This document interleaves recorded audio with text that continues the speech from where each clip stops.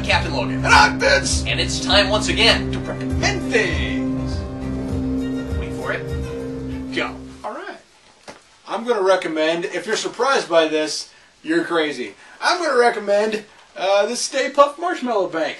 This Ghostbusters, and it's a bank, so it's not just a figure. It's not really a figure because you can't move anything. Oh, at all? Which I'm entirely okay with. You could pull off his head to get the coins out. I think. Yep, you can. I wonder if that works with Mario. I don't know. You can pull off the head to get the coins. You know, I tried that once. There was a lot of blood, and I think I got a coin, but I think it fell out of his pocket. Did it make that sound effect? Did it go bing? Yeah, you know what sound his head made when you wrench it off? Let's not relive it. This is a terrible joke. This is a great joke. Kill Mario. Alrighty. I love Mario. I don't know what you're talking about. Mario in GTA eventually dies. So yeah, the thing is, even being headless though, he gets 100 more coins. And he's got another life, so he's fine. You know what's weird to me about this thing is on the back it advertises all the mini-mates.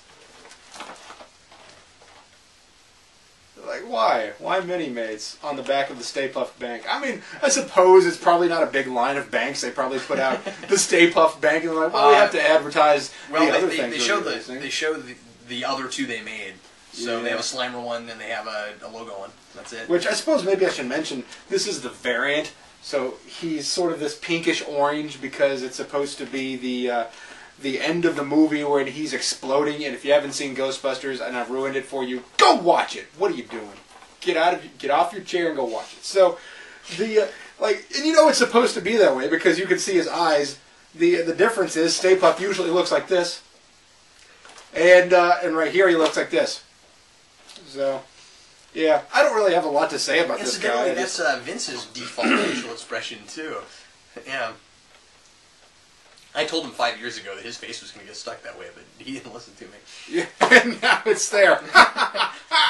So yeah, there's not a lot I can really say about this. I just think that all Ghostbusters things are neat. I have one. We've been on a bit of a kick lately, haven't we? Yeah, my brother gave this to me for Christmas, and he said, the receipt's in there in case you want to return it. I'm like, why would I want to return the Ghostbusters thing you got me? It's mine! And if you don't mind, I'm going to use this as an excuse to mention that the very next episode of Comic Book Late Night is going to be all Ghostbusters. It's going to be an entirely Ghostbusters night because we're going to have Eric Burnham on, who is... I don't think I've even spoiled this on the channel yet, so I guess now I'm spoiling it. But anyway, Eric Burnham, who's writing the current Ghostbusters series for IDW, doing an interview with us that night. So, yeah. So, it's going to be awesome. But is it weird to you that this is the second time we've done something Stay Puft on this show? No. It's kind of inevitable. Right. It's weird to me that the first one wasn't by me. Yeah. That's the only thing that's weird. I really still think we should have framed that for it to be like you recommending Stay Puft and me just standing there. Today I recommend Captain Logan! No, the costume. I'm recommending Captain Logan in a costume! Shut up. Well, that would have only worked back on You Will So Want This. You will so want Captain Logan. And Sarah's like, ha, I collected the only one. It was between me and Pokemon, and it was easier to just collect the one. Gotta catch them all. There's the one versus yeah.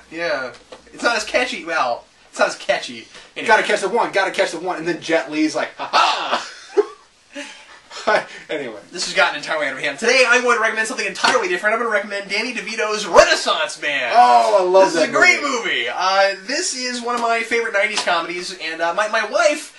I gotta tell you, I didn't watch this back in the 90s. I didn't watch this until I married my wife, or until just before I married my wife. I had always avoided this one because I don't like army movies. Vince knows this about me. I'm very anti-military stuff. Yeah, I'm not anti-military stuff. I just like it just like in entertainment, it doesn't do anything for me. Like anytime I see a fatigue, I'm just like, I don't like MASH. I mean, like I just go, yeah. It's depressing by its very nature to me. I don't know why, but it was just like, you know, I wouldn't want to be in the army, and so I don't want to like watch people in the army. I don't know. It's hard to. Well, that's fair. I mean, it's a group of men that are saying I don't need my free will, at least for now. I'm not sure if that's what does it to me or not. I mean, I understand the necessity of having an army, but well, whatever. Anyway, but Renaissance Man is really funny. One of the reasons I like it as much as I do is because of a lot of literary references. Because Danny DeVito plays an English teacher. Well, he doesn't start off as an English teacher. He starts off as an advertising. He's in advertising, and he gets laid off. He gets fired because he does something stupid at the beginning of the movie. And so he gets fired, and then he has to go into the unemployment office and try to get a job. And the first thing that comes open is English teacher for the Army. And he's like, I'm not doing that. And then, but like he needs a job real quick, so he has to. So he goes in and does it. And it's Danny DeVito. I mean, it's standard classic Danny DeVito. Yeah. And he's very snarky and he's hilarious. And there's a lot of really great Shakespeare stuff in this, and it all kind of centers around a study of Hamlet, which is very funny and very well done. And I don't have much else. I don't have much else to say about it. Yeah, and informative. In fact, I had not studied a lot of Shakespeare before I saw this movie. I guess I said when I got married. I think it must have been a few years before that, because after you met her anyway. Yeah, I was with Sarah one time before we got married, so I always forget when things fall. After a while, all the years went together. But anyway, but yeah, that I happens don't know. when there's awful. Anything I'm missing that I should mention about this? I think what's cool about this one is if you've ever watched a movie where there's somebody that walks in and says, "I'm going to teach those kids how to live." Well, that's Hilary Swank and doing her thing. But this is sort of the whatever you want to call it. I'm going to call it the counterpiece. Correct me later. I'm going to call it's a thing that is not the opposite, but it's something that's similar but different. I mean, it's in that vein. I mean, you've seen this plot 100 times. Yeah. It makes these characters palatable. If you ever wanted those kids that were in trouble to be palatable, the Army men, I'm not sure if are they just Army or are they Marines? They're not. Well, they're not Marines. Yeah, it's been a long time since I've watched this. I think they're just Army. Yeah. I would assume that they're just Army. But so Gregory Hines is in it. Yeah. Gregory Hines is great in everything. Well, maybe a lot of things. He's really good in this. That's what I like. I don't know. I have to say that. But yeah, I mean, it's got its sappy moments. Sure, it's one of those kind of comedies. But yeah.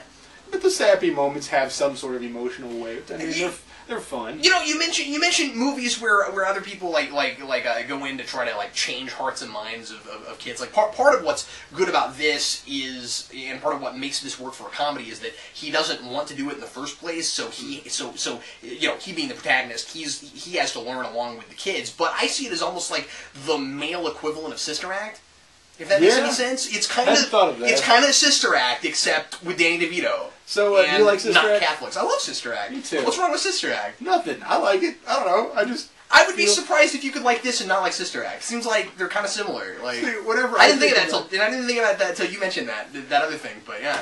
Whenever I think of Sister Act, I always think I'm going to get made fun of for liking it. I don't care. I mean, it's a movie. It's awesome. And we get made fun of for liking Field of Dreams. So. Whatever. And I get made fun of for liking Evanescence. I don't care.